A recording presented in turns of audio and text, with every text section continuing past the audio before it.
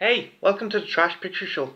This is my second episode of my Halloween horrors review, where I look at my favourite horror movie franchises, and today I'm going to be looking at the George A. Romero Dead movies, starting off with 1968's Night of the Living Dead, an absolute classic.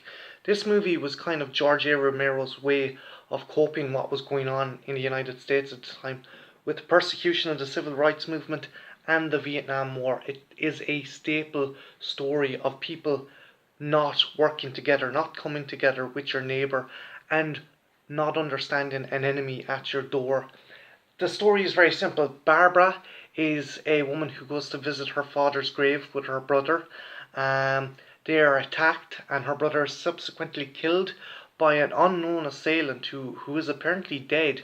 She flees to a farmhouse and is rescued by Ben. Now, Dwayne Jones's Ben was revolutionary for the time. He was the first black lead in a horror movie, and it was George's way of going, hey, this guy's an American just like the rest of you.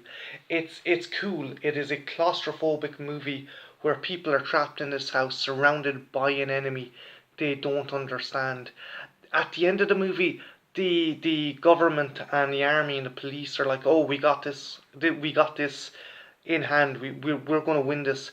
But it is kind of an analogy for the Vietnam War. America thought that because the Vietnamese were these small, ill-equipped people living in the jungle, that they couldn't defeat the might of the American army. But they did. And this is one of the kind of things that goes through in Night of the Living Dead.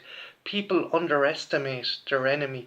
And it also goes back to the whole kind of civil rights thing. You don't work with people, you underestimate people, and that's kind of what happens in the scenario. People don't listen to Ben because he is African American, they don't trust him, and it is a very, very gut wrenching movie. The ending, in particular, if you haven't seen the movie, I'm not going to spoil it, but the ending is a kick in the stomach, and if you are a zombie fan, you need to watch Night of the Living Dead. Now, he followed that up with Dawn of the Dead. I don't have my copy of the Dawn of the Dead, but I will try and kind of do a separate review on it at some stage.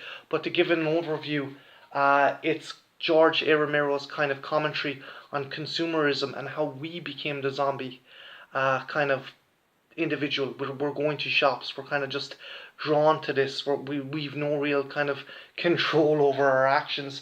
The story itself is set after Night of the Living Dead, and we find four of our characters: a helicopter pilot, a reporter, and two SWAT police members have fortified themselves in a shopping mall and turned it into their own personal paradise. Now, it is kind of a major kind of working in of consumerism. It is that these people have like all the stuff they need, but they're still trapped. They're surrounded by the undead. They've made themselves a gilded cage. And granted, they have all these luxuries and amenities, but they don't have their freedom. Things deteriorate for our heroes when the zombies do start to break in, and also a kind of opportunistic biker gang attacks. And it's a three-way battle between our heroes, the zombies, and the biker gang.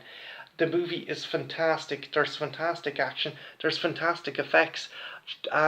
George was originally going to have the effects for Night of the Living Dead done by Tom Savini. However, Tom got drafted to Vietnam at the time, but he returns to do the visual effects for this, and also has a kind of minor role as a machete wielding biker. We also have Ken Foree, who is an awesome horror icon as one of the SWAT officers and the main hero of the movie. If you haven't seen Dawn of the Dead and you were a zombie fan, you also need to see it. It is a staple, seminal zombie movie. Zack Snyder remade it and turned it into an action fest, and I do like the remake, but it doesn't have a kind of eye on this movie. This movie is awesome, it is satirical, and it really shows kind of you can have all the stuff you want, but if you don't have freedom, you're screwed. He finished off his first Dead trilogy with Day of the Dead.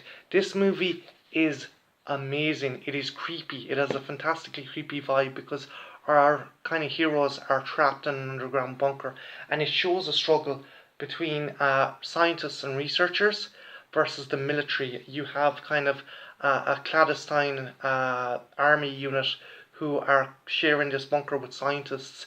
And things are very heated because everyone is kind of locked in together trying to survive the dead. And when one of the scientists, it's revealed that he's been using the bodies of dead soldiers as a kind of foil for his experiments, that's when the shit really hits the fan.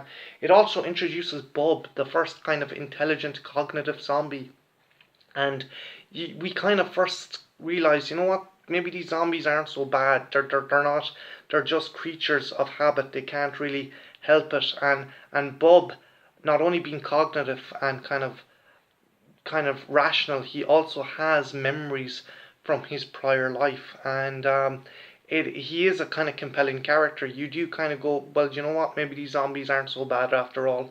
Um, this movie is a fantastic movie. It's fantastically shot, fantastically acted, and it's fantastically underrated. I think a lot of people kind of shun this one off, but for me, Day of the Dead is the kind of diamond in the rough of the original Dead trilogy, and Romero does a fantastic job with this movie. If you get a chance, do definitely check out Day of the Dead.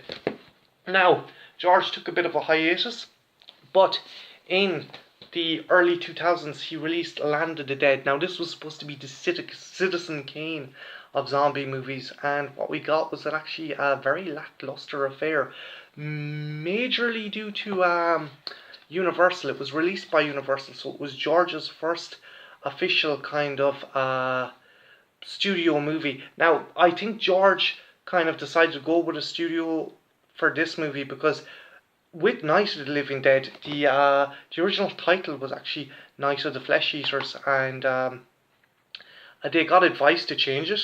They changed it to Night of the Living Dead, but they didn't trademark the new title. So as a result, George hasn't seen a proper penny from that movie, and Night of the Living Dead is public domain. So I think for this one, George decided to go with a studio so he wouldn't get screwed. And maybe he did get screwed because it does seem very toned down from George's kind of prior ventures.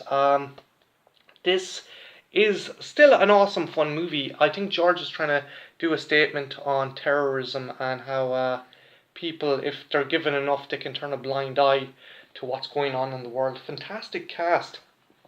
Dennis Hopper plays the leader of the last fortified city in a zombie apocalypse called Fiddler's Green, and he wants to keep the kind of class divide with the poor living on the slum-like streets and the rich in their ivory tower.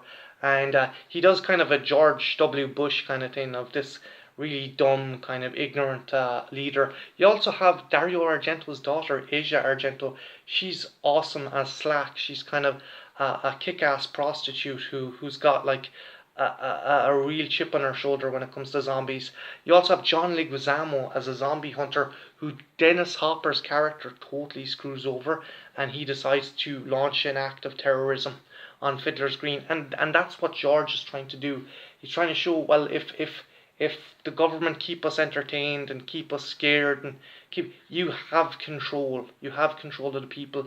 If you can kind of keep them afraid, say, look, you're in the city, you're protected from me, and that's what I think George was trying to say with this movie. I don't know if he was successful, but yeah, he was just saying, look, you follow my rules and I'll keep you safe. And there is kind of a commentary and satire on terrorism, and there's also a commentary on like the major class divide there is.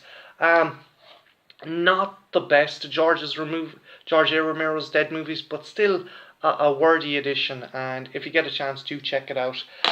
Next up, I think this is actually one of his better kind of newer zombie movies. Diary of the Dead is fairly awesome. It's either kind of a reboot or a prequel to the original zombie movies. It's actually set on the eve of the zombie epidemic and shows a bunch of college students trying to do a student movie and just documenting what is happening in the world as they're traveling across the states.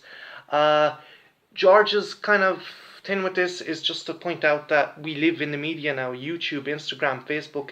We are constantly putting our lives on kind of the internet for all to see. And it also is a commentary on entertainment, what people will watch no matter how fucked up and I think he does a really good job with this movie. The cast is middling. You have some really good actors and really good performances, and you have some shit actors and shit performances. But by and large, this is a really, really cool, seminal zombie movie, and it does make you think, well, like, what the hell do we watch, and how much of our lives really are contributing to, like, the internet, and how do we go out and interact with people, or do we just, everything is done online now, and it's cool. It's definitely one of the more clever, newer zombie movies. Now, last up, we have this Survival of the Dead. I don't know what to think about this movie. It's a kind of it's George trying to do maybe a last hurrah to the zombie movie, and it's not anything kind of special. It's just a bunch of soldiers flee to an island where it's apparently zombie free, and it's just tacky, it's cheesy, and I think this is the first time George has kind of lost his form as a director. Um, the effects are cheap, the acting isn't great. The main story is the colonel or sergeant from the Diary of the Dead movie has essentially moved his men to an island that has no zombies on it, but all hell breaks loose when a renegade member of the team decides to try and interfere. Yeah, give this one a miss. I picked it up on a cheap, but you don't need to watch it. So that was George A. Romero's Dead movies, and by and large they're fairly awesome. The latter ones aren't great, but there is some ones that are worth a look. John Russo, his collaborator, also released these really cool Night of the Living Dead comics with Avatar Press, and they are actually fairly awesome. They're fairly gory, and they're fairly adult as well. It is Avatar Press, so people are eaten, people are torn to pieces. The artwork in it is actually pretty cool, and this one is awesome because it acts as a prequel to the Night of the Living Dead 68 movie. If you get a chance, do pick them up because they are pretty awesome, and Avatar Press does some wicked comics. By and large, I do think that we have a lot to thank George A. Romero for, even if we aren't all fans of his movies. Without George A. Romero, we wouldn't have any Resident Evil. Oh shit, wrong Resident Evil. We wouldn't have good Resident Evil stuff. For example, the PlayStation game. That's awesome, not that piece of shit. We wouldn't have The Walking Dead, be it the TV show or the comic book. We wouldn't have the likes of 28 Days Later, Shaun of the Dead, Wreck. We have so much to thank the man for, and he really is the godfather of zombie movies. So this Halloween, if you get a chance, do check out any of George A. Romero's zombie movies. So my name's Martin. This has been a Trash Picture Show. Like, subscribe, and have a good one. Take care. Bye now.